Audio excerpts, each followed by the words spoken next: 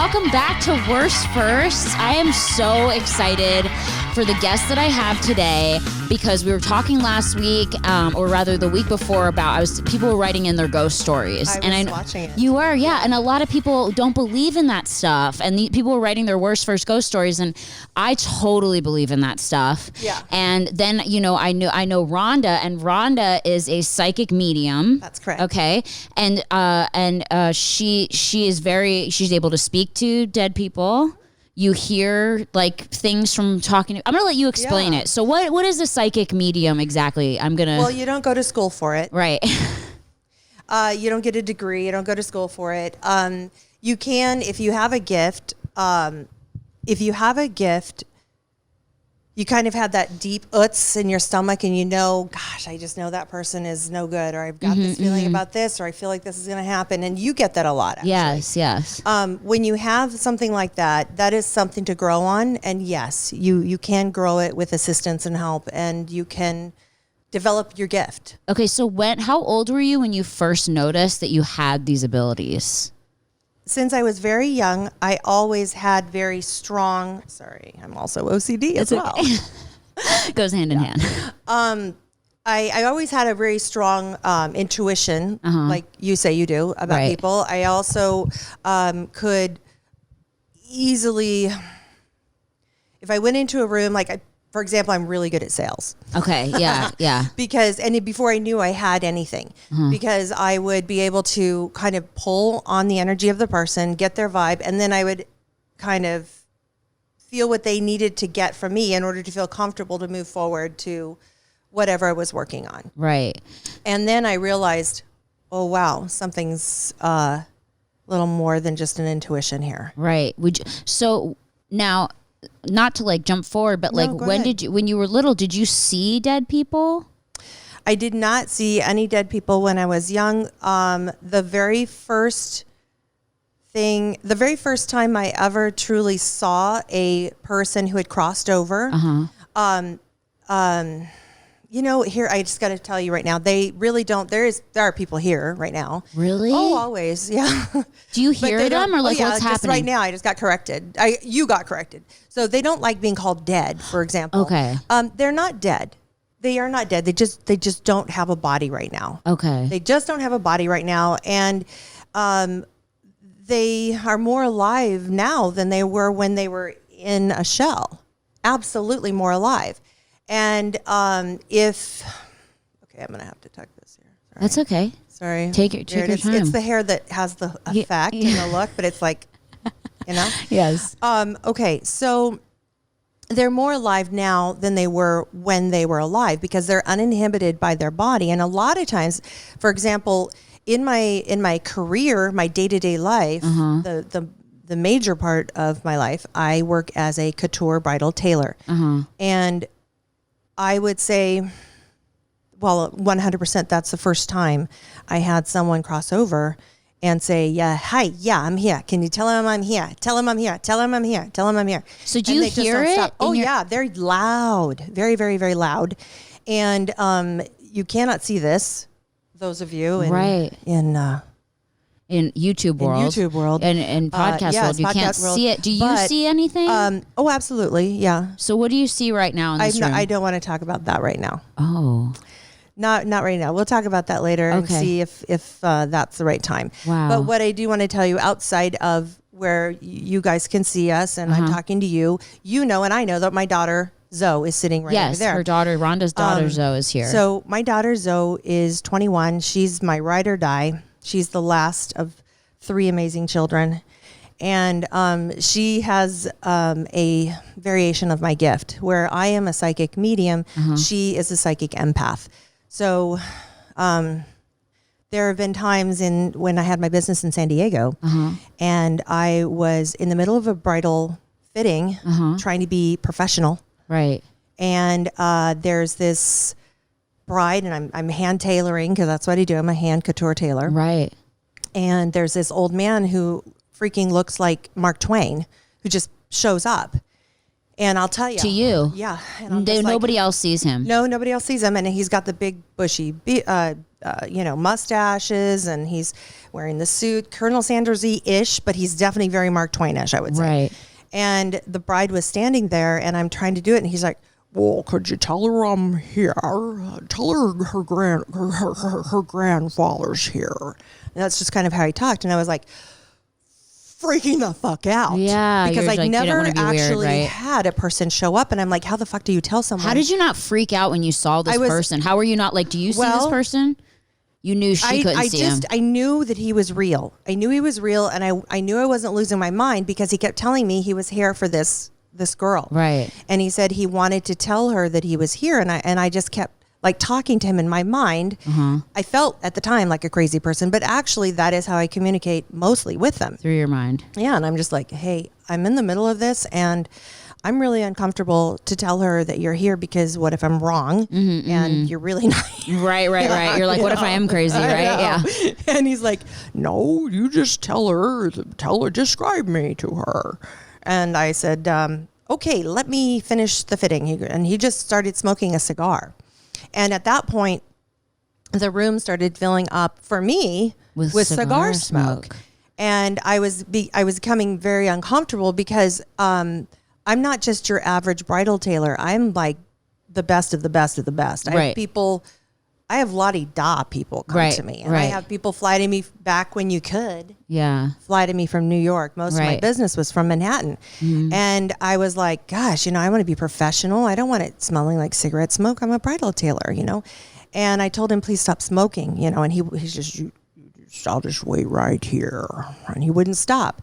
And so I said to her, do you smell cigar smoke in here? I smell cigar smoke. And I started making up saying, I bet you those neighbors upstairs in the offices above us, they're probably smoking. And he's like, and she's like, I don't smell anything. Your candles smell great. And I'm like, oh, great. Okay, well, I'm glad it's just me. But it was making me sick. I was getting a headache. So I'm like, okay, hold on just a moment. I'm just going to run into my other office here real quick. Right. And Zoe was in the office where the door was closed, where all my sewing machines and my needles and all my crap is. And I go,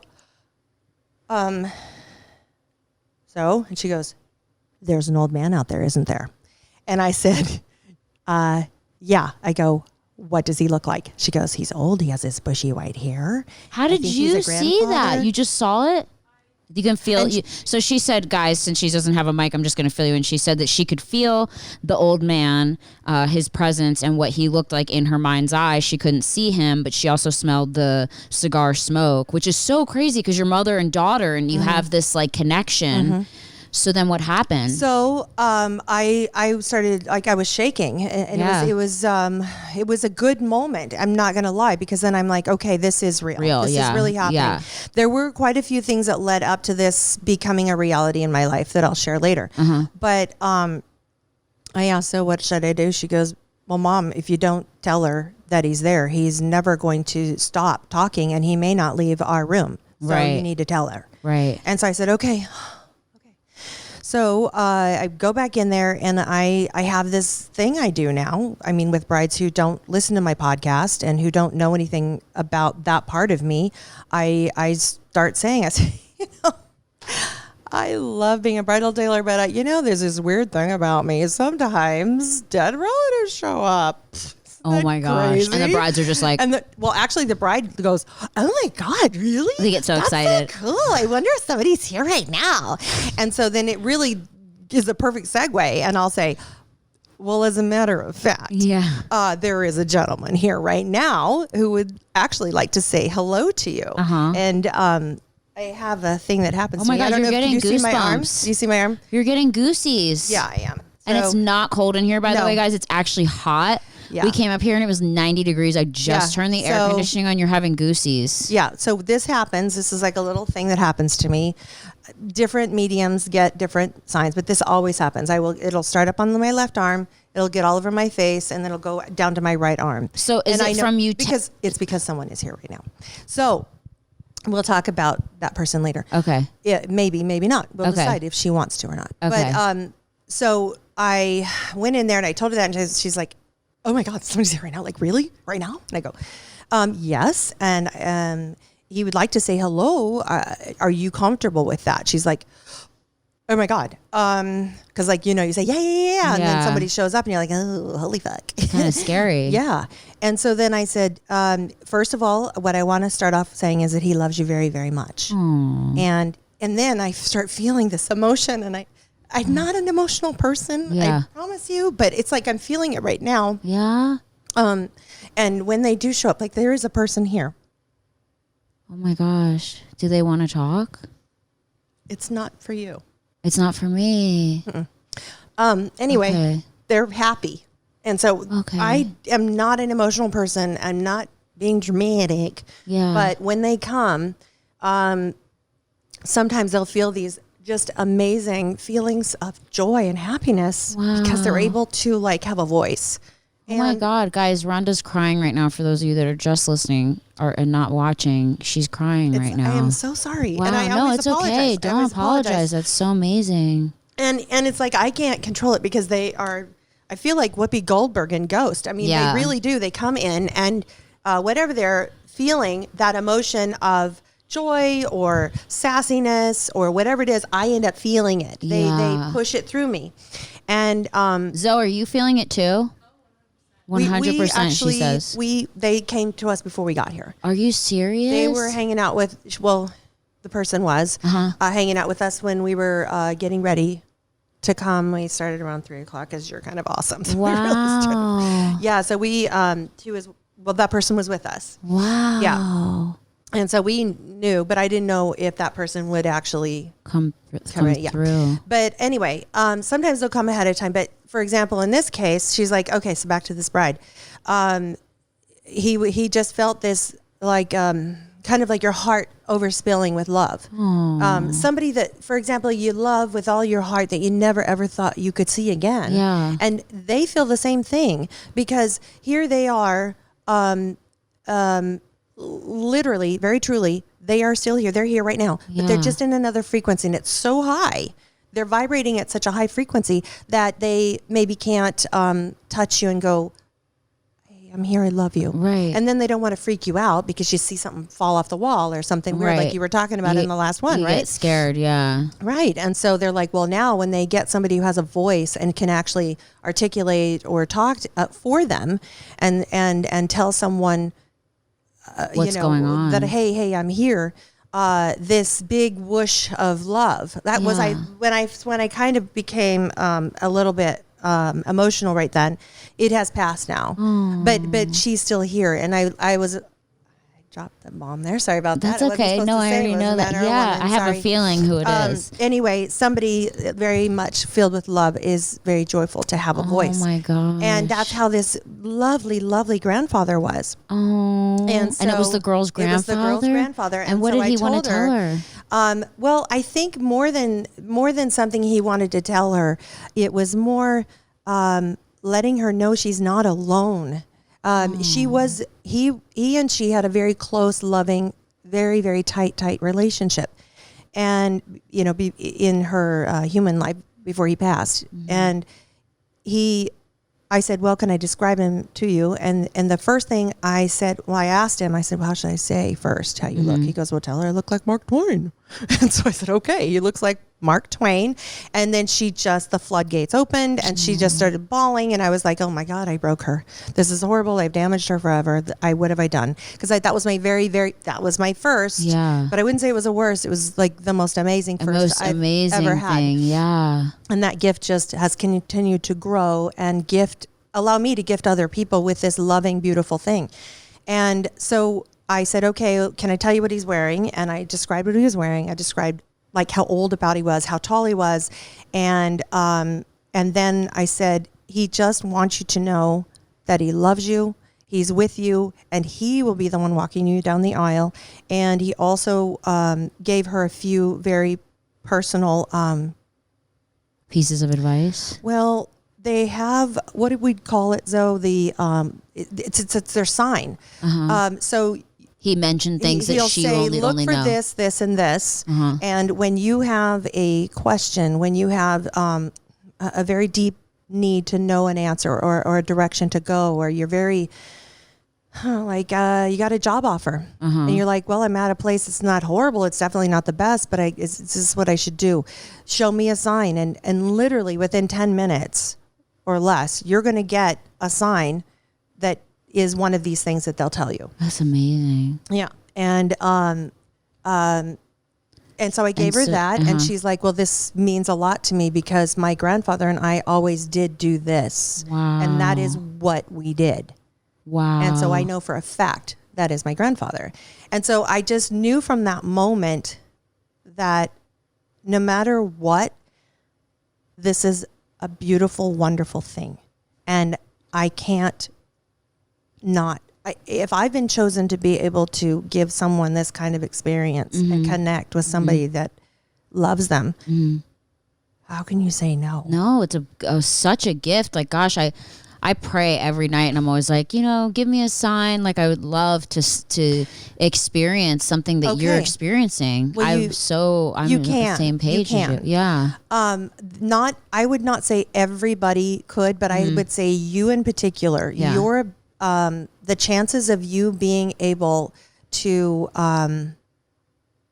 elevate to get to a point where you actually can experience and interact and feel it, you definitely could, without question, as well as your husband. You both have there's a certain, and I know this and Zoe knows this. Wow, Zoe's sitting here shaking her head, yes. She knew. You, if you have this, when you're in a room full of people, you know which ones have it and which ones don't. It's just like you have, I don't know. It's just, you can see auras. Like I can see an aura around people. Really? What, can you see mine? Mm-hmm. And what do aura colors mean? Like, I don't buy into what the meanings are. I don't really know. I do know if you're like dark gray, drab. I know that's dealing with a lot of depression and a lot of things that are holding you down, worries and concerns. It doesn't mean that you're stuck with it and that's the aura that you have forever. Right. Some people's auras are different size, and that also depends on truly how much you're working and growing and where your energy is at right now. Like being open to spirituality and like being in tune with your spirituality. Yes. Yes. Well, not even that. I mean, some people aren't even open to spirituality and they've got enormous auras around them. Like they could fill up a whole damn room. Really? Yes. And what creates that? I think it's our inner, it's the inner soul of who we are. Mm-hmm. And I believe when I am able to, for example, this grandfather and so many grandmothers, for me, I would have more grandmothers come through, a few mothers, but mostly grandmothers come through, possibly because the majority, aside from people I work with on energy, I am an energy coach and I do help people with that. Mm-hmm. But outside of that, if I'm working with brides, I think that is the grandmother thing. They're like, I'm going to be with my precious right here. I'm going to be with her and help her and love her and let her know I'm here. But outside of that, where was I going with that? I don't even remember. The aura. You can be a person, your soul. Okay, this is where I was. When I have an experience, say that old gentleman that came. Mm-hmm. After I give the message and they make that connection, they will often come back and say thank you to me. Oh, they'll come back. Either they'll hang out with me the next day, or sometimes I'll call them because I've already met them. It's like I have your phone number, so I could text you, right? Right. But if I didn't have your phone number before, I couldn't have texted you. So once I make the connection with them, I can always call them. And for example, that old gentleman who was there, he did come right then when I was talking about him, because I was talking about him. That's how quickly they can respond. Energy is faster. It's as fast as a thought. Uh-huh. It's just faster than anything. We can't even relate to what it is because it's a whole faster. So when they come back in the beginning, for the first few years, I would sit there and just say, thank you so much for, picking me to do that, because it gave me a gift too. And you don't say this out loud. You say this in your mind's eye. Yeah, exactly. And that's how you I'm talk. Talking to them. Like, you're thinking, you're having muses in your mind, and you're just, having this. Well, I'm actually communicating with them, talking to them. Wow. And so when that's happening, after a while, I got to thinking, well, you fucking idiot. You've got all these people who know a heck of a lot more than you could ever know on this side. Start asking him the hard-hitting questions. Ask some questions. I want to know the answers. Ask the real stuff. Yeah. And so that's what I have been doing. I have been asking them the big questions. And boy, do they have clear answers. And what do they say? I want to know everything. It depends. Okay, where do you go? What happens? All that stuff. So in answer to the question you asked me initially is, why do people who maybe not be very spiritual or even deny the existence of anything, of a higher power, et cetera, when I walk in a room and I can see a person has an enormous, huge aura, and it's like maybe starting off yellow and blends into greens. Wow. To me, I see that. When someone has that yellowy color, that bright, almost this color here, sometimes it almost looks like a soft glitter is floating around in it. Wow. I always know that person is somehow destined. There's something about them that has a public pull. There's some kind of a public, like a public persona. They could easily, that could easily be, they could be in front of, just draw, they have the it factor. Wow. Okay? They have the it factor. Yeah. And when I see the shades of green around it, that's money. They can't, that's me. That's like, they are gifted. Money is not a filthy thing. Money is energy. Right. Money is energy. Right.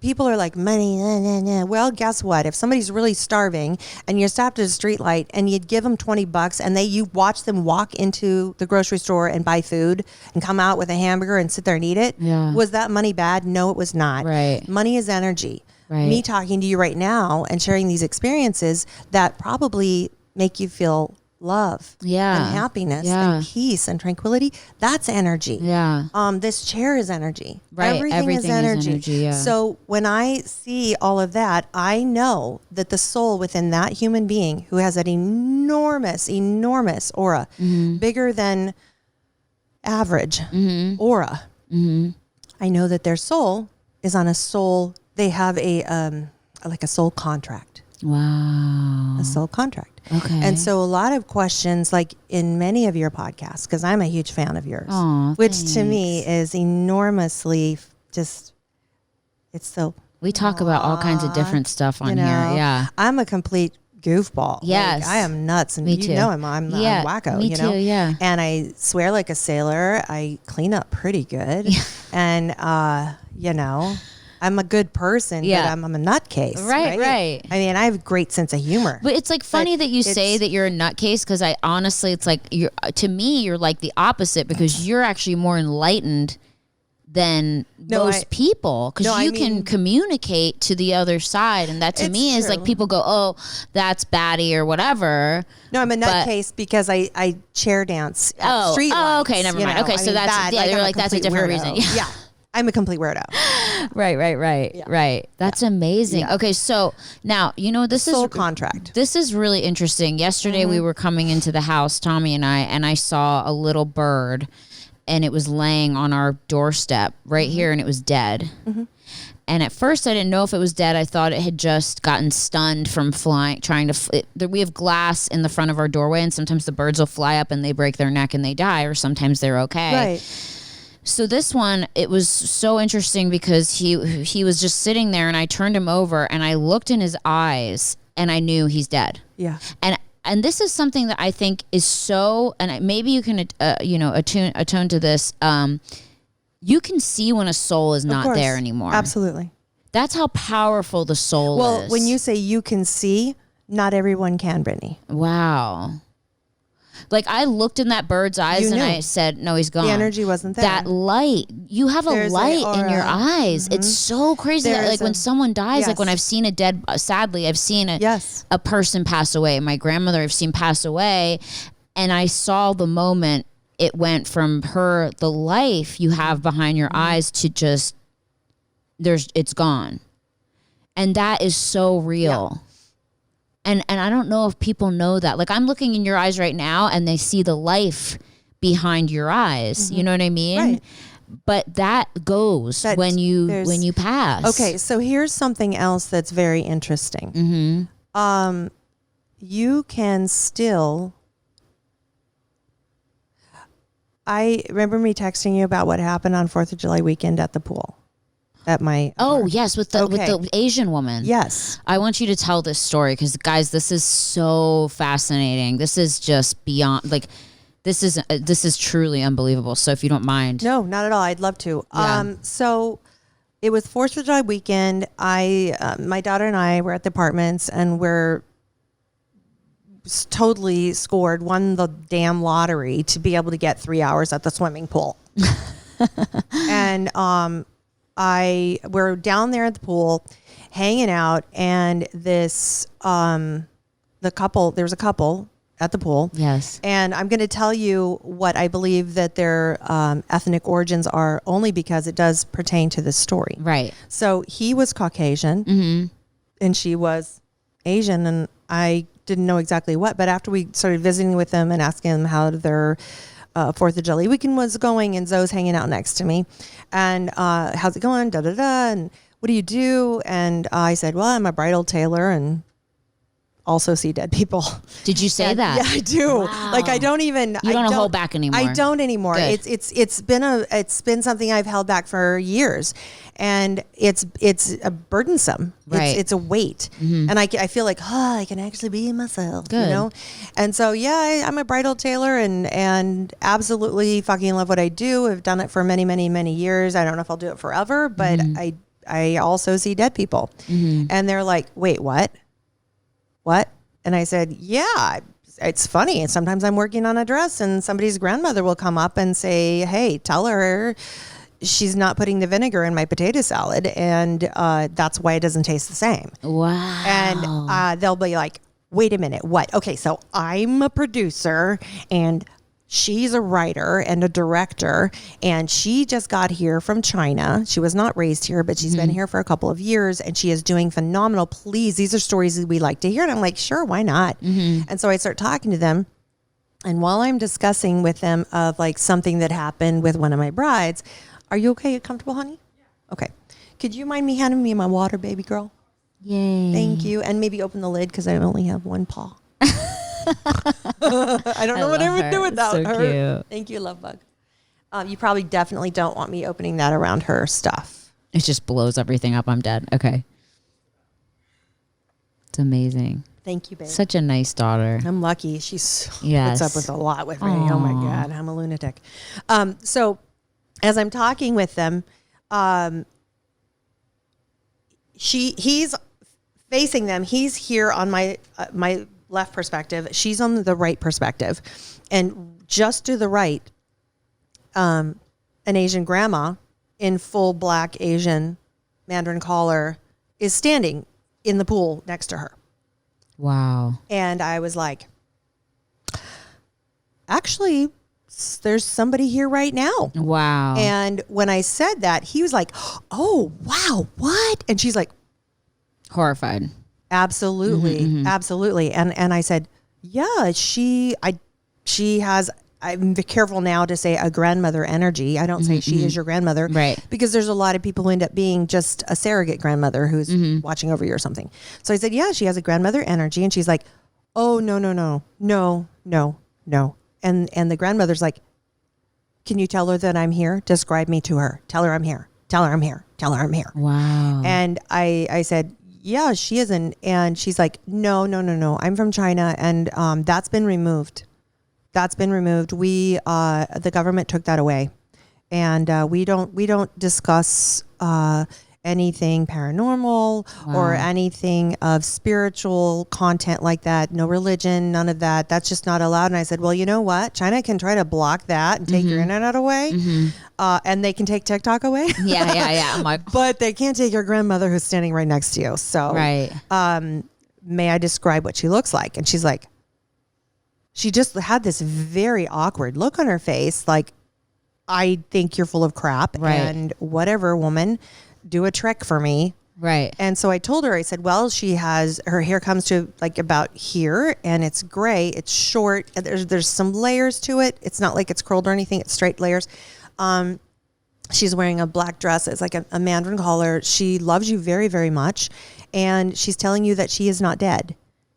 But she is also telling you that there's a story that you are supposed to tell through your work about China, and she starts going into this huge elaborate description. In my mind, I'm like, hey, I don't know her like that. Slow down. Yeah. And so I'm just kind of letting her take it in. And I don't remember what her emotion was, but she still was like not communicating that much.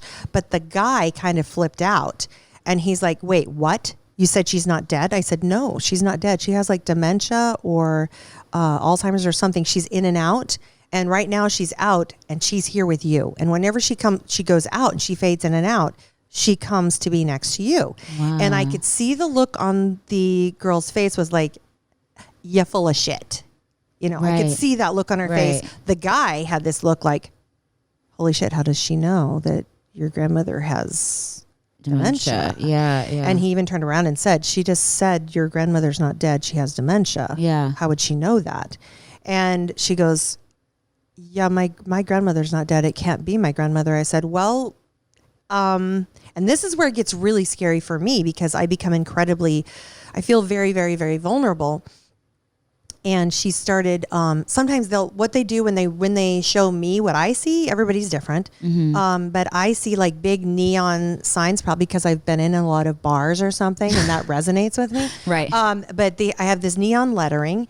And they will either show you a big color of a letter and that's all they give you is a letter. Sometimes I don't get any letters or any names or anything. Mm-hmm. Sometimes I get a full out name. But this time she started saying a name, saying a word, 2 words, and she started spelling. And I was pretty scared because I didn't know what I was going to be saying. Right. And so I said, well, she's saying something. She's saying Chow Mai? What does that mean? And the girl was like, the look on her face was like I said something very vulgar. Oh no. It looked really bad. I was terrified. Uh-huh. And so I said, wait, hold on. Like I'm trying to like redeem myself. And she's spelling it. I hope I didn't say it wrong because inflection and all that could be really like, yes, whatever. And so she goes, she's showing me an X, an I, an A, an O, and then the M is getting very soft. It's hard for me to see it, but I think there's 3 letters, M, and then 2 more letters. And she's like this. She took her voice in, and I said, what does that, does it even spell a word in Chinese? She said, that's how you, in Mandarin, or in Chinese, that's how you say, my name is. Uh-huh. And I said, oh, well, she's not giving me any more. Yeah. All she said was these 2 words. She's not giving me what her name is. I'm so sorry. Right. I apologize. But wow, she's trying to say her name. She goes, no, in Chinese, that's how you say my name. And I said, wait a minute. Hold on. Stop the bus. Your name is Xiao and then Mai? She goes, yes, that's my Chinese name. And you don't know how to speak Chinese. And you come don't on, know I can barely speak English right now, right? And so did you write it out, or how did you explain it? Well, I'm doing it in the air, and showing her. Yeah, and her boyfriend, fiance, whatever, he's like, that is her name in Chinese. Wow. Because they introduced her as they gave her an American she introduced name. Her American name, which started with the letter J. Right. And so they're like, how would I know that? Right. I don't speak Chinese, and I don't know who these people are, Yeah. And so he's like, yeah. And I go, oh my God, you speak Chinese? Like, I'm impressed. Like, you're Caucasian and you love this girl a lot. You learned how to speak Chinese. Right. That's awesome. Right. And so was she blown away? She was blown away completely. And she said, yes. She goes, that is my name in Chinese. And she goes, and my grandmother does have dementia. Wow. And then her grandmother also said something, and I'm like, I think I might have blurted it out, maybe not as gently as I should have. Afterwards, it felt like maybe I said it too fast. I said, well, she wanted to tell you that she is going to pass before you are able to see her again. And she wanted you to know before she passes that she is with you now. And after she passes, you're the person she's chosen to be with.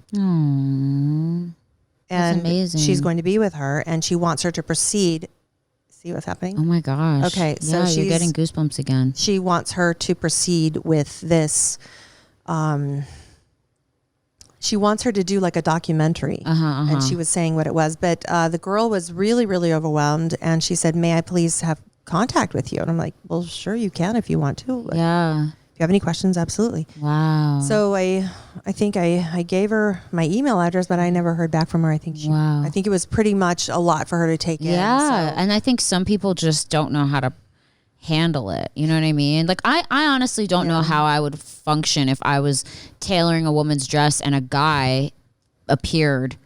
I wouldn't be able to, I'd be like, holy shit, you see this? Like I would be freaking out. Like I don't know how you didn't do that. You would not be freaking out. Really? You wouldn't be freaking out because before that happens, the frequency, the vibration of you, your energy, your aura, all that's around you, that energy will have already grown much higher than it is right now. Mm-hmm. And when you're at a higher frequency and you see these things, it matches. It's like, okay. And you feel calm. You don't feel scared. No. Wow. So this is amazing. So when someone is dying, and it's okay if you don't have the answers, I'm just going to ask you questions. Well, I have 2 people here now, so I can ask them. Oh if my you have gosh. questions, Yes. So. Okay. So when you die and your soul leaves your body, where do you go? You have some choices. Okay. There is no hell. Okay. So you're not going to go somewhere horrible being tortured. What about people who have killed like that. people? That's not even. That isn't. And everything's that's part forgiven. of a soul contract. It's not forgiveness either. Oh. It's a soul contract, which is really a deep subject. Are you sure you want to talk about that? Yes. Okay. Alrighty, girl. Strap on your seatbelt. I'm ready. I'm asking all the big questions because I want to know. You're shooting. Okay, so like we are not alone. You can see because my biggest fear is death. Okay, so this is I'm scared of dying constantly. I have health anxiety where I'm paranoid. I think I'm dying all the time. All of this, I am telling you, will be nothing for you. Okay. Absolutely will be nothing. Here's what I want to explain to you about a soul contract. Okay. Before your soul entered this particular body here, I do know that your soul had another body before. Wow. I do. I know, like, because I can see. I know what it was. And then after it left that, before it came into this body and became Brittany, it went back to the halls of heaven, and it kind of looks like they've showed it to me, and I've had more than one of the guides that came to me who shows me these and shows me what it looks like. It looks like they're like, I have to close my eyes kind of to visualize it. It's like, it's what you would imagine like heavenly, it's very Grecian, like pillars and columns, and it's very open. There aren't really walls. There's a lot of ceiling and partial walls here and there. There are these deep, like instead of books, they have these really deep. They're enormous. They're huge. Like say, for example, that right there, that part of your wall would have maybe one shelf in the middle and it'd be filled with these really long scrolls. Wow. And the scrolls are probably from the end of your chair to my chair. They're enormous. Okay. And so those are the halls of heaven. I call them the halls of heaven. That's the only way I can describe it. So your soul, after it left, then Zoe and I were actually channeling you the other day. And so we both pulled up the same thing. Wow. So when it left, like the 30s, basically. 1930s? Wow. Yeah. And it left then, it went back to the halls of heaven, and it decides, the essence of who you are, your aura, everything about you, decides, okay, what do I want to do? Yeah. And depending on how old you are and how many lives you've had, you get certain choices. Okay. So you can, like, I know you were asking this question in one of the podcasts recently. You said like you got some choices, and I have someone said that. So to me I have to tell you, they're 100% accurate. The person on TikTok who's like an empath it's 100% saying that, 100% accurate. But here I will elaborate. There's a little bit more to it. Okay.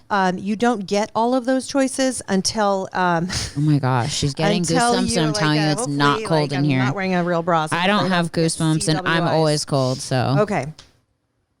And I'm in menopause, and I have heat flashes. So wow, there we go. Wow. So you will have a choice depending on how many lives you have had lessons in. And after you've accumulated a few to educate and learn and move forward in these lives, you each time will have your basic, we go to kindergarten, we go K to 8th grade, right? Then you can drop out and not do high school, or you can go to the high school and you can go to college or whatever. Well, right. If you say, before you entered your body, you told yourself, listen, you've got all these grand ideas of, you know what, I want to kick ass and I want to be fucking amazing and I want to be Gandhi in my first life and I want to be, and they're like, no, you can't do that. So you're going to have to learn how to, perseverance or patience or humility. That's a really big one. You're going to have to learn empathy. You're going to have to learn all these things. In order for you to learn forgiveness or empathy, or you will then pull out the scrolls, right? You lay them out and you start picking out what you want to give yourself for lessons in that life. And then you say, okay, well, there's these very wise, they're like sages. There's very, very, very wise, old, like they're old men, really. Like they're in these robes and they're there and they're to advise you. And they're like, okay, what you're asking for right now to learn all of this in one life because you want to elevate quicker, that's too much for one life. Spread it out. So let's just pick 2 or 3, let that be your thing. And sometimes souls are very stubborn. And they say, no, I want to take this on. And they're like, okay. So then you get someone who comes through and everything, you've met people, everything in their life is going wrong. Everything that could possibly have, they're not trying to be a victim. They're not bringing victim energy on themselves. They just fucking draw the bad card, the short stick every damn time. Okay. Because they wanted to teach themselves so many lessons and it's like to enlighten them, but it's like too many lessons. It's too much. And they're like getting punished over and over again. There's no relief in between the lessons. People can't take it. Yeah. And so they say, okay, I'm calling it quits. Yeah. Let's do this again. Right. And so they do. And they kill themselves. They do because they maybe can't do it. So then they come back again. Usually they'll come back quicker. Yeah. And they'll re-enter maybe within maybe one generation. They'll re-enter within like maybe a 25-year span, which is very, very fast. Wow. In our lifetime. And they'll come back with fewer lessons, but they'll still have these lessons to learn. So I, for example, in this lifetime, until I had a really rough life. Really, really, really, really, really, really rough life. So your soul wanted to put you through it. Apparently. Because they wanted you to learn a whole bunch. Well, I decided my own self. I said, hey, you know what? I want to be resilient. I want to be strong. And apparently you got to have a really abusive mother and you have to be abused in every way possible.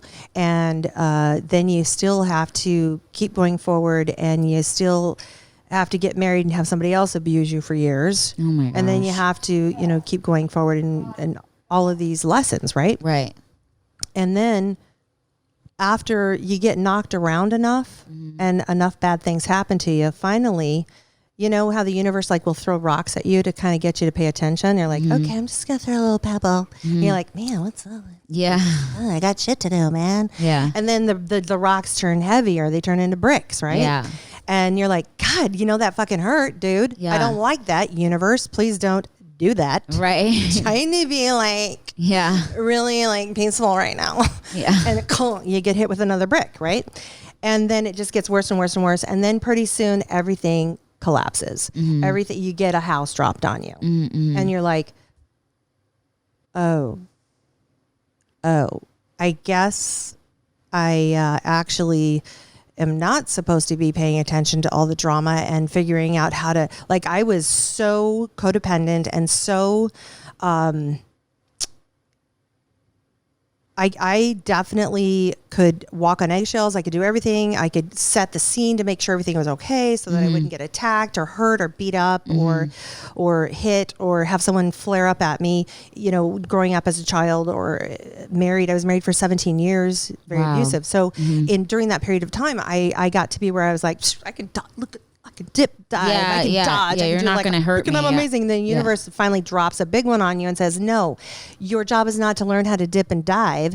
Your job is to learn how to elevate your energy so you can rise above this and not attract that anymore. And you learn your lessons, because if you will probably, and everybody else they're hearing this, everybody can recognize that. Well, if you haven't had this happen to you, God fucking bless you. When something bad happens, you have a bad experience, it seems like it kind of happens again, only with different players in the game. Yeah, or unless you try to learn. I mean, especially with myself, I totally relate to what you're saying, because I was kind of putting myself in the same situations again and again and again, until finally, when I was about to put myself in the same situation again, I stopped myself and I was like, this seems familiar. Yeah, I'm going to take the other route. Yeah. And that made a big difference in my life. And then that's when what is called a shift happens. Yeah. And that's when your soul, if I was never lucky enough to be a Girl Scout. I always wanted to be. Yeah. But you would have got a Girl Scout patch for that. I feel in my life right now that I'm shifting. You are shifting. I am? You are. I felt it for a while. Okay, because I can feel it, because I used to, I have like I said, this really, not to make this about me, because it's about you. It is about you and everyone listening. I'm trying to just explain how I feel like this is happening, is that I have this really bad health anxiety. I'm always scared of dying and that sort of thing. But lately, like for instance, last night, I have nightmares almost every single night. And I woke up last night, my heart was pounding out of my chest and I felt like I was going to die. But instead of being really scared like I normally am and trying to stop it, I stopped myself and went, oh, well, if I die, I die. And that's okay. And I just accepted it. Yes. And I never do that. Oh, congratulations, by the way. Yeah. That's huge. That's enormous. And that is part of your shift. Yeah. And you're going to notice, if you hang around me more, which would be very cool. Yeah. That you will not have anxiety. Yeah. You will not have fear of death and dying. You will no longer have fear of dying, because that's my only fear in life. You cannot die. But death doesn't really happen. You cannot die. Yeah. You do not die. Okay. You don't die. You will always be aware. You will always have so spirits that are in the other realm, they are aware. They're not aware. They're fucking alive. Okay. Dead people are alive. They just don't have a body. Okay. And they have inhabited bodies many, many times. Are they watching? Yeah. Can they watch you all the time? Yes. The ones that give a crap for you are watching, and they're helping you. And they, every single person, you'll say, I wish I had somebody over me. I wish I had a guardian angel. Yeah. I wish I had, like my dad, the only person who loved me in my whole life that I've been aware of was I was adopted when I was a baby. My birth parents immigrated here from Czech Republic. They were spies. That's a whole nother story. Wow. And then I was given up for adoption at a very young age, adopted by the Hale family. And Jack Lee Hale wanted me to be his little girl. He fell in love with me. He's like, if this little girl ever needs a home, we're taking her. And ended up that, crazy stuff happened in spy world, and they had to I had to be put in a safe place. Wow. And so I was adopted. And you were very close to your adopted father. He is very good guy. Yes, he's a wonderful, wonderful man. And he died when I was 16. Why? The adopted mother, he died of a heart attack. But the woman he was married to, who was never my mother, but adopted me, I will call her an adopted mother. That's what she was, nothing more. Was not a good person. She was very, very, very, very unstable. And she covered it really, really well. So she was very, Bible thumping, church going, very loud about her humility and type of person. Behind closed and doors then behind was a closed doors, it total was psycho. mommy dearest. Right. 100%.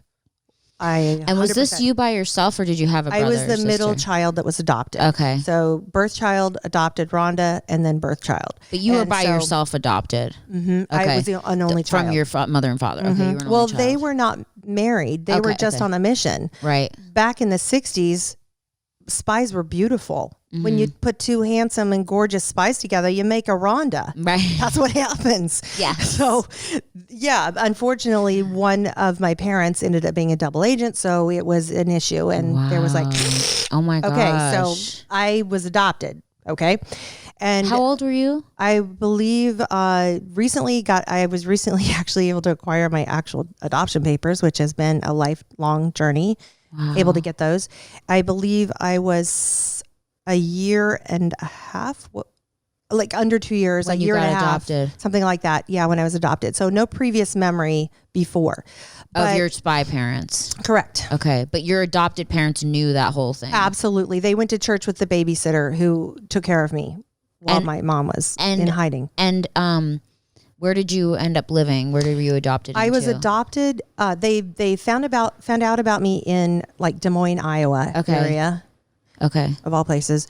And then they were part of a big church group that said, let's move to Arizona. So there's like 50 families that moved from Iowa to Arizona, snowbirds. And so that's when they're like, I needed to be adopted because for some reason my adopted mother ran into some, like she was in fear of her life, or my birth mother rather was in fear of her life. And she's like, got a hold of the sponsor and said, find a family for her right away. They contacted the babysitter who had been taking care of me and says, if you can find a family to adopt her, otherwise she'll go in the system. She's like, no, there's like 50 families in this church would take this little girl, Monica. My name is Monica Diana.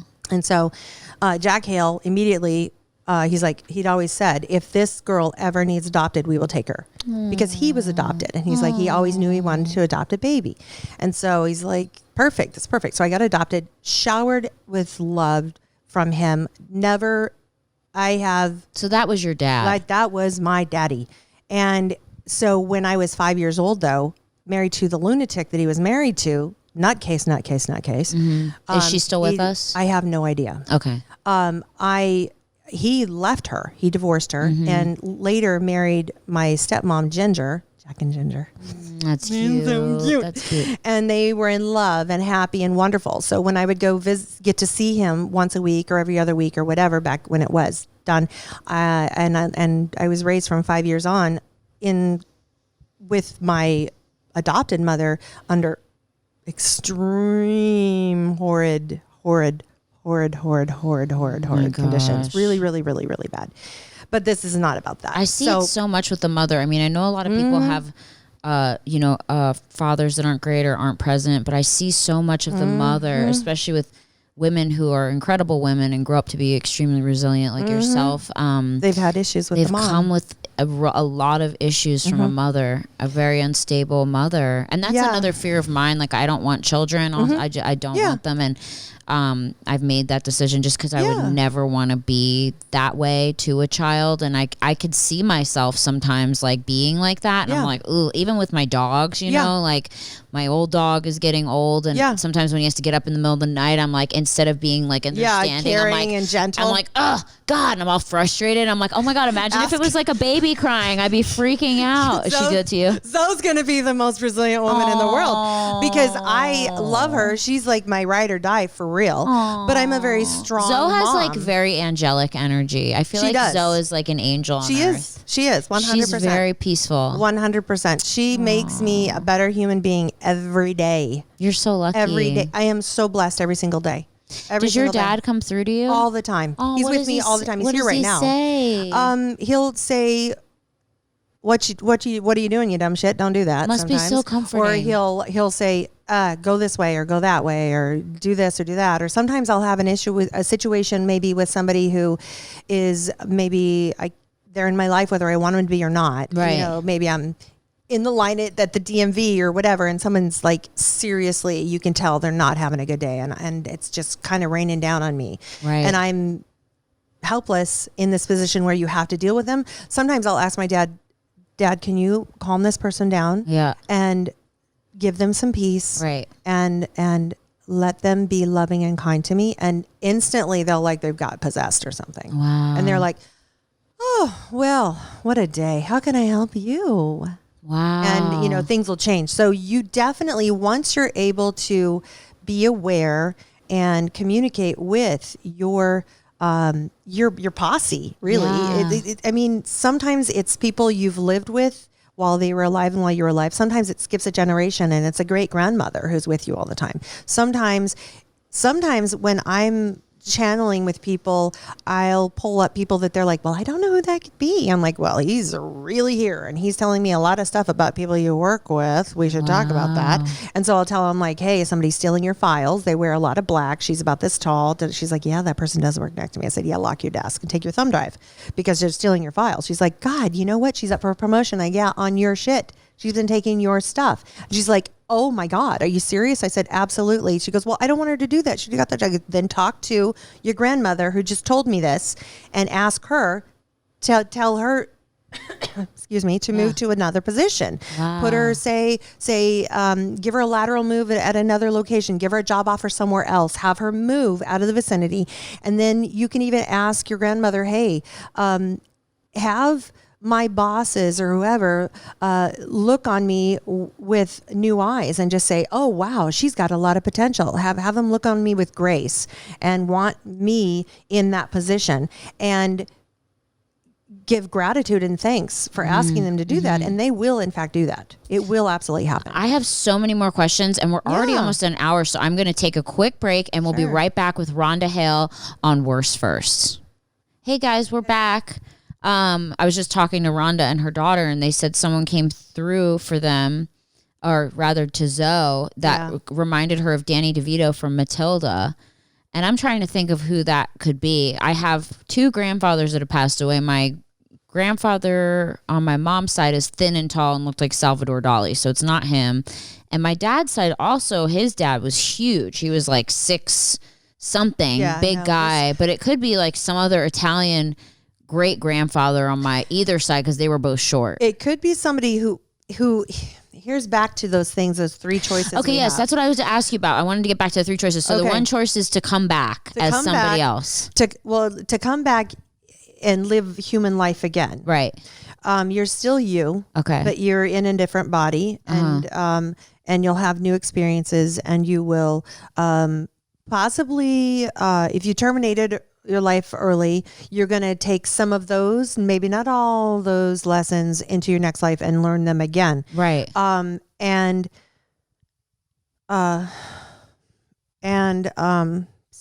It's okay. Are you getting talked to? Oh no.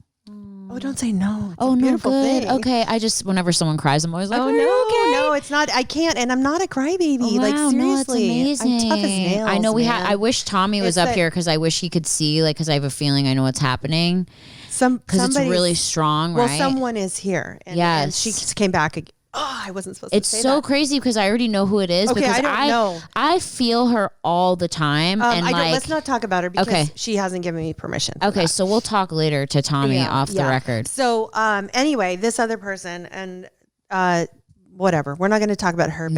But you have a choice to come back again, your soul to re-enter, to elevate and elevate and elevate and elevate. Mm-hmm. And each time you learn those lessons, you're going to go into your next life and you're going to have these tools already, right? Mm-hmm, mm-hmm. I know I can see one already. Okay. And if I channeled you and did meditation with you, I'd probably be able to find another one. Zoe can probably see it. Wow. And that in itself is healing.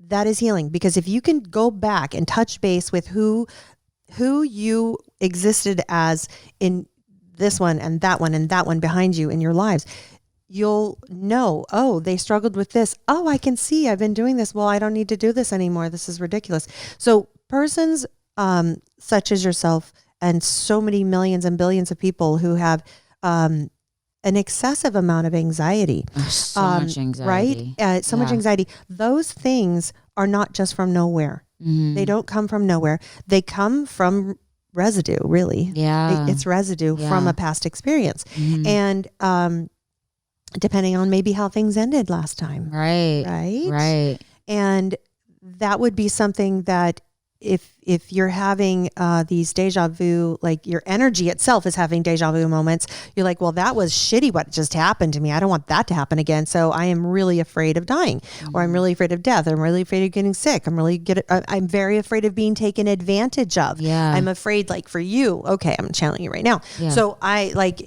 for a person like you, very afraid of someone taking something that they've worked really hard for, or something that's very special to them, having it removed or taken away from them, and just disrespected in that way. Right. That's such a personal assault when someone does something like that. And these are things that we feel because they happened to us before. It's like, ooh, this felt like it happened before. Well, it did. Yeah. And so this time, what you have to realize is those things that happened in that other life were that other life, and they are not this life playing out right now. Right. But what you also have to understand is time is not linear. So my life that happened then It's could happening be right now. Right now. It is happening right now. Wow. Any life you've had before is playing itself out right at the same time. Do you see all these lines on this board? Yeah. These are represented, say, basically in different lives. All like lines on a paper of ruled paper that you're writing on, like college rule paper, right? Right. All of those lines they're moving in the same direction. They all exist on the same piece of paper, right?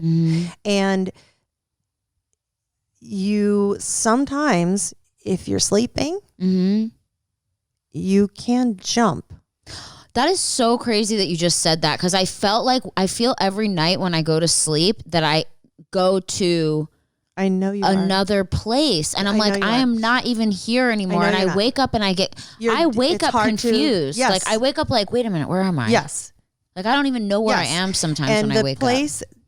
The reason sometimes that can be very unsettling is if you've had a very tragic end, or even existence before, that can carry through, and you can feel those echoes, those memories. It's almost like PTSD. It is PTSD. Okay? And you know what's so weird? I read that the brain, when you dream, doesn't realize you're dreaming. Absolutely so not. Those crazy dreams that I have every night, my brain thinks that's reality.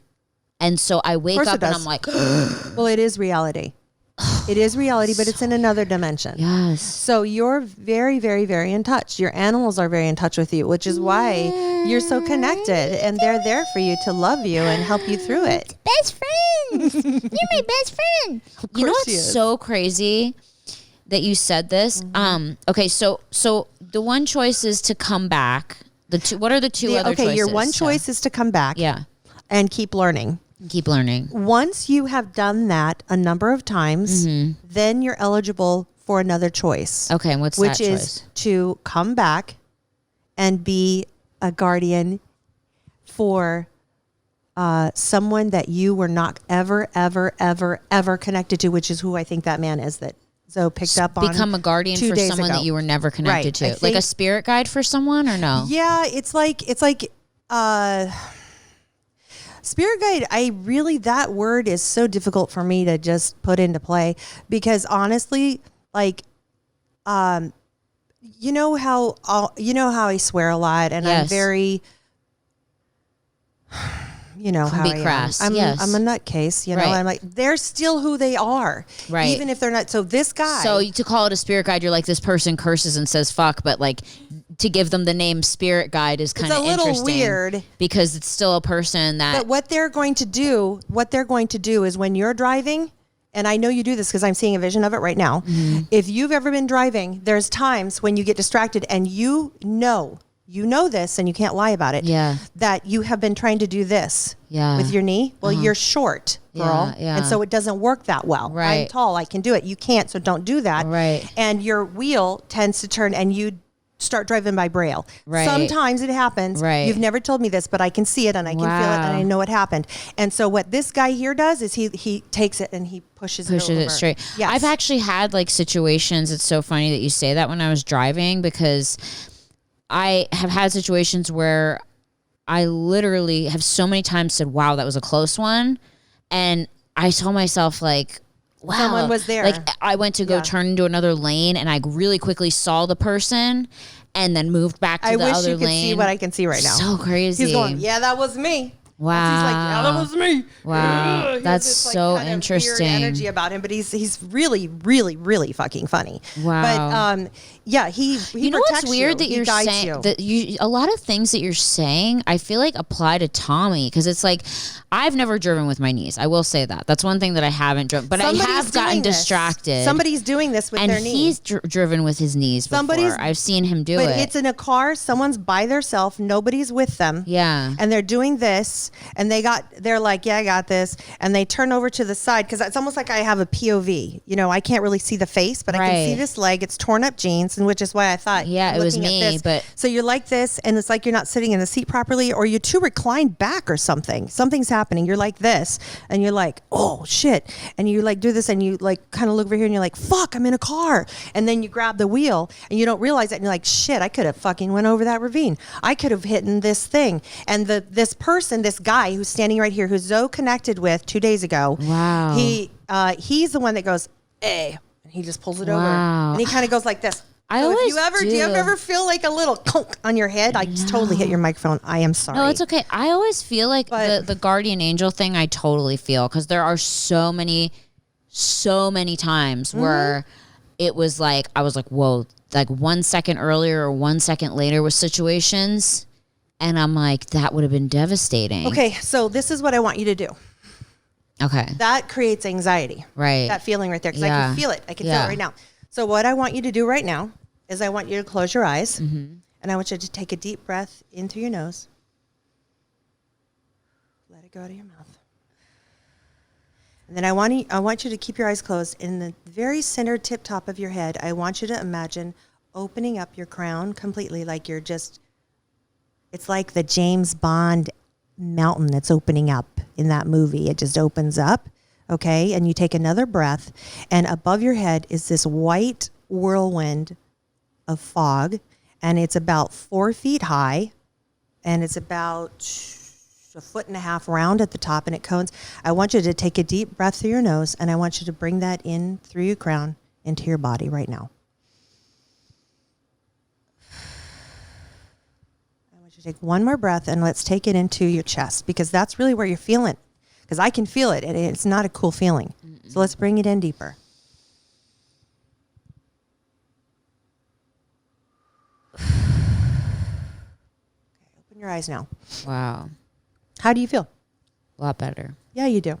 Because I feel very calm in your presence. I'm happy to hear that. You made me feel a lot better about like... I'm very happy to hear that. Just knowing that there is no death. There is no death. That's really comforting to know that you just moved to another place, another dimension. You never, ever, ever die. You get smarter and more, you get awesomer.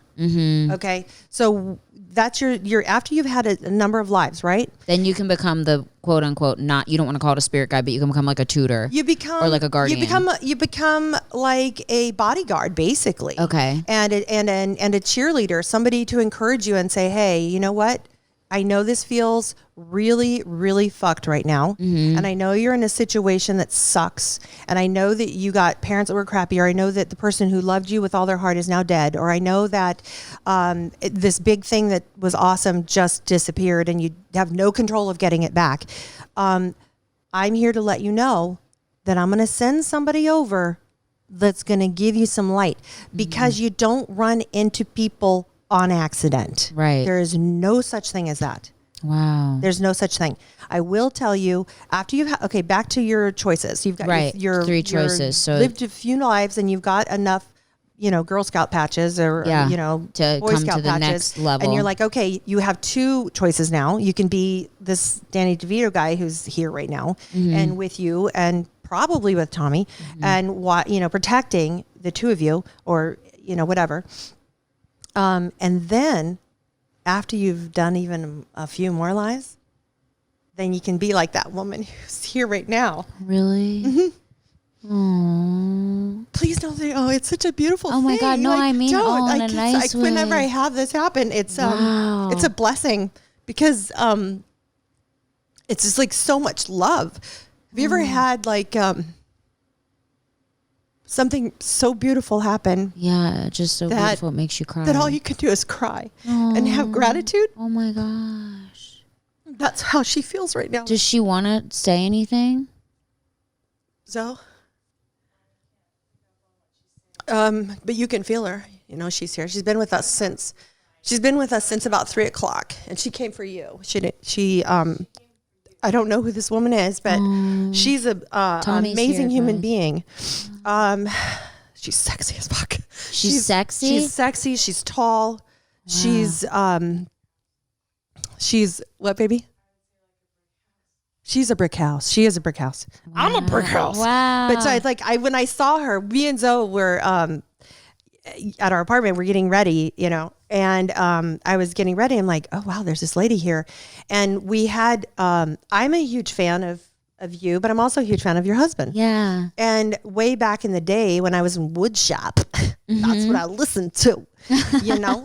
And I remember some of the songs, but I couldn't listen to many of them because I was raised in this Bible thumping house, and their songs were like "Shout at the Devil" it and was like so sinful. Yeah. And so I was renegade, and when I would hang out with my friends, we would listen to Motley Crue. Right, you know? right.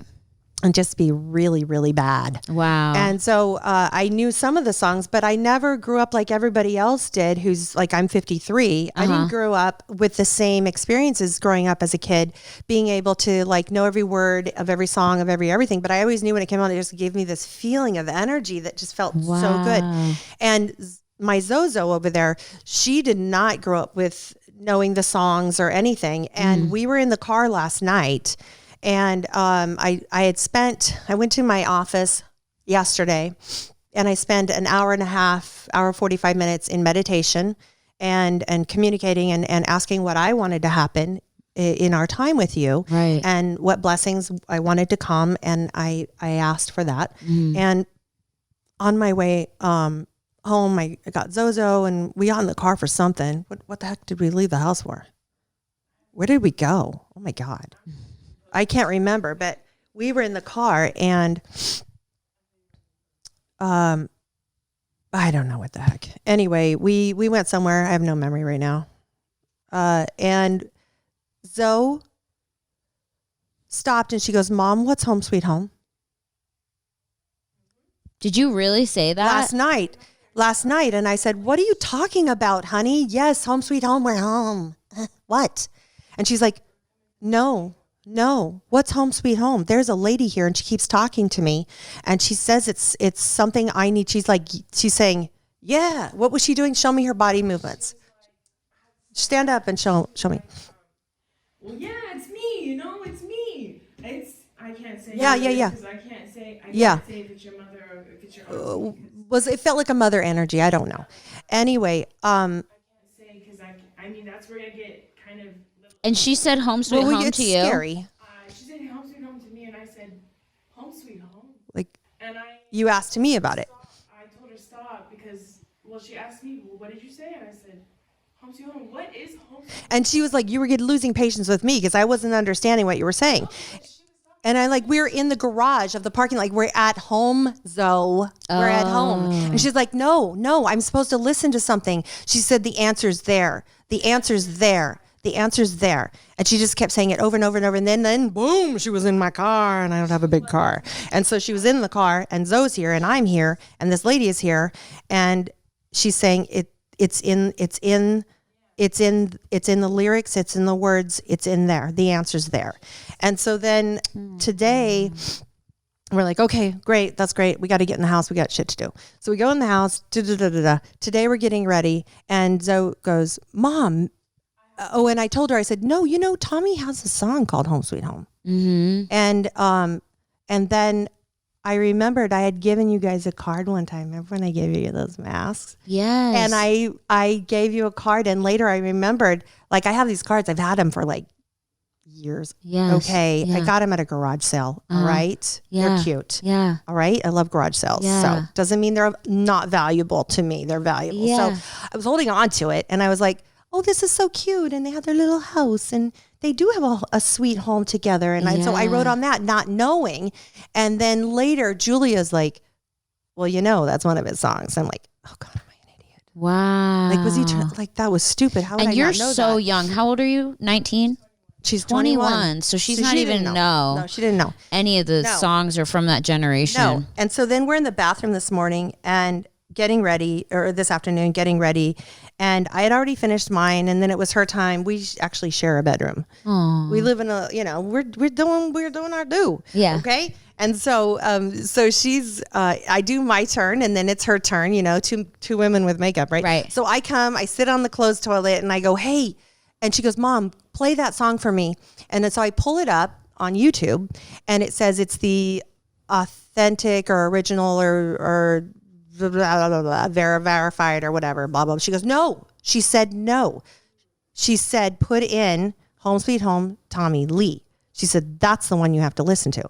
And so I said, okay, sorry. So I took it on, and then we both almost lost it. Wow. It's when you're singing, your voice. Yeah, and she's this woman, I don't know who she is to, but man, she loves you. Oh, she is the way I could describe her is she's tall, she's a brick house, she's got a flat stomach, and she's strong shoulders, she's beautiful, she's very sexy, she's tall, she's beautiful. She's got confidence in her movements. She's like country class, she's country down to earth, but she's so classy. Like she's like, get your elbows off the table. We don't do that here. And like, you're in like, where are we, at the palace or something? Come on. She's like, no, hey, we might be country, but we have class. That's how she is. This woman is like she's amazing. Wow. You can see my face? Yes. I'm covered in goosebumps. Yeah, so that happened. That's incredible. That's incredible. And that I is think so incredible. When things like that happen, it's not like, ooh, wow, somebody showed up. That is not what this is about. Right. What this is about is what I was talking about when I said, right now you're in a shift. Mm-hmm. So whenever something like that happens, Mm-hmm. it's not to say, hey, I love you, I'm with you, which is also a beautiful thing, and you definitely need to know that. And she's there for you to call on and ask for guidance, assistance, help. Like, they can manipulate things. They can make people feel a certain way towards you that you need them to do. Mm-hmm. You can make people back off. You can make people pull in. You can, like, if you need a connection and you don't know how to get to that person, you say, bring that person. Something will happen and they can find a way to get to you. Wow. But what it's really for, even more than that, on a higher level, it's to tell you it's time for you now. You're cooked. You're at a certain level now to where you're actually capable and able to leverage and raise the frequency, your energetic frequency, to certain height and higher and higher and higher, to where you can actually make your life magical. Yeah. You can push away all of the anxieties. They wash away like nothing, nothing. It is not something to be afraid of any longer, because you absolutely know that you're not alone, and there is no death. And those are your three. So you come back as another soul. You come through your same soul, rather, but another body, another lifetime, another lesson, right? And then keep graduating. Do that as many times as you want. Then you can come and be someone else's guardian. Wow. And be on that posse for that whoever. Protect them, guide them. Yes. Pay it forward, basically, right? And then the third would be to come back and guard your lovies. Guard your loved ones. And you can stay in that realm and be like a guardian angel for the people that you love? Well, my dad told me he will be with me until I cross. Aww. He said, and he also has told me, I've always been your father. So any life you've had, and I told him, I just wish you were my real father. He goes, no, honey, I am your real father. I've always been your father. He says, in your past lives, I was your dad. I've always been your dad, and I will always be your dad. I will say it's very interesting for you to say that, because I don't know if anyone's been in the room with people who are dying, but I've seen it twice. I had my my grandmother's brother Paul was passing away, and we were all in the room, and he started talking to his mother and his sister.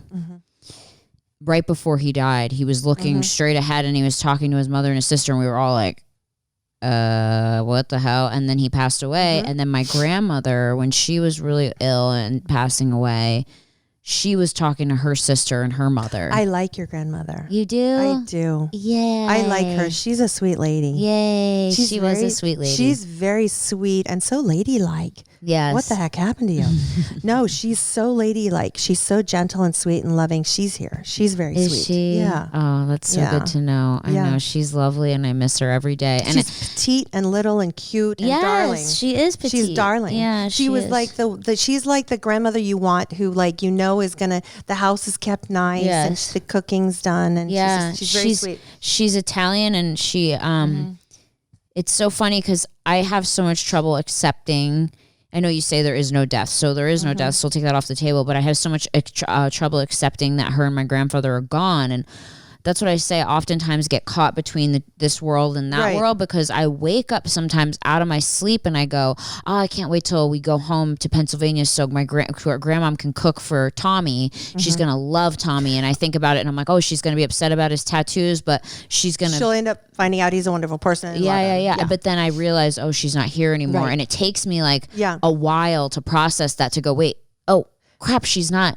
Okay. You know what I mean? Well, the reason you're feeling that is because she is very, very, very, very close to you, and she protects you and loves you, and she's nurturing you and caring for you. Yeah. And she does have very strong, like, stuff you'd want to ask when we're not on the podcast. A show. Yeah. You want to ask her, because she has very clear answers. But yes, death is an unknown. There's no question about that, right? But I think that what happens when you've had a shift as you're having right now, I think you've been having it. I feel like you've been having it, I think 3 months or so, 3-4 months, things have been shifting and changing, and you're like, whoa, hold on, things are different now, right? Yes. Your awareness is peaking. It's like, I can feel that. I feel like I'm reaching like a different level of awareness. Yes. And it's so interesting, like when like I post videos, not to detract from what you're saying. Please, but like I post videos and stuff, and sometimes people will say really mean things to me. And like a year ago I would get so upset and be so affected by it. But now when I see it, I feel that person's pain. Yes. Like you're evolving. I don't think of it as like, oh my God, that like they're attacking me. I think like they're attacking themselves. They're in pain. Yeah, they're feeling sad and they're crying out. It's so interesting, like to think like they're in that shifting now. They're in that weird dark place, you know. But you can sense that because you have empath energy on you. Yeah, you have all this yellow and purple all over you. So many times when they do say stuff, I almost want to like write to them and be like, "Hey, I hope you're doing okay." Like I just feel that, you know. Do you know what you can do? Is you can meditate and send them positive energy. It is, and it's not just some kooky thing, right? No, you I can don't think actually that's kooky, literally pull it together like we did here, and you pulled it inside of you and you put it here, and now your chest, I can feel now. It's very easy now. Yes. It feels light. Before you guys came, I like checked my blood pressure, and my blood pressure goes like really high sometimes out of nowhere. And it's like, I just get myself worked up for no reason. And now that we're sitting here and everything, I'm like, I'm so much calmer. I brought you something that I'm going to give you later that's going to help you on a daily basis. Rhonda, it's going to help you. This has been amazing. I mean, you've been here for almost an hour and 30 minutes, and I love having you here, and I'd love to have you back. I'm happy to come back as many times as you want. And you've answered so many questions, but guys, I know you have questions. Yeah. So if you have questions for Rhonda, please leave them in the comments, and we will address them on the next time that I have Rhonda on here. Yeah. And Rhonda, you have a podcast. I do. Called Help Me Rhonda, right? Yes. It's called Help Me Rhonda. It's called Help Me Rhonda with Rhonda Hale. Yes. And I've got to say this because it's really confusing. It's confusing as fuck. But if you look at my Instagram right now, it's Help Me Rhonda Official. Is your Instagram. On my Instagram with an H in the Rhonda. And I just changed that literally days ago. Okay. As well as, I think I changed it on other things. How is it spelled now? It is, I am legally in the process because like I said, I was able to just recently, a week and a half ago, get a hold of my original adoption papers. Right. And the woman who adopted me. Oh my God. My name actually is legally Rhonda. And all Rhonda. Yes, and I never knew. She lied to me my whole life, and I've been my driver's license, everything, and I think everything's askew, everything's off. I am living this altered, quirky, weird reality, and I'm attracting all these weird things because I am not actually being called my true name. And how is your name spelled? How did she have it spelled? She had it Ronda. So Ronda. Ronda. That's not even how you spell Rhonda. She's a weirdo. Anyway, Rondha is Rhonda. Rhonda. Rhonda. You got it. I know what you meant to say. You know what I meant to say. So with me being able to get possession of my original documents of my adoption papers, I am in the process. I've already sent in my stuff to Social Security office and my passport and driver's license and all that. I'm getting it changed. So people.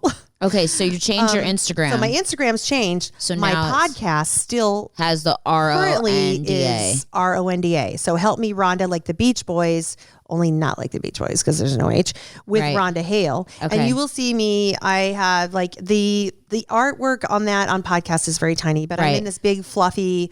I am actually sitting in a pile of wedding dresses with a martini glass, with a very, very confused look on my face. I like that. Yeah.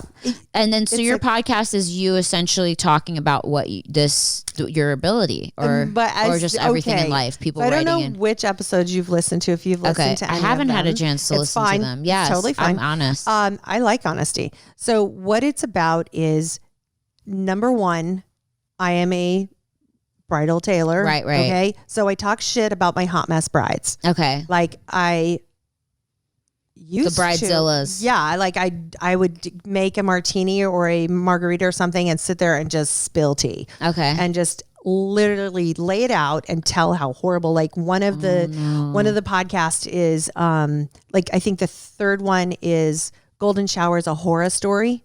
Jewish wedding, New York bride, socialite, super skinny dress.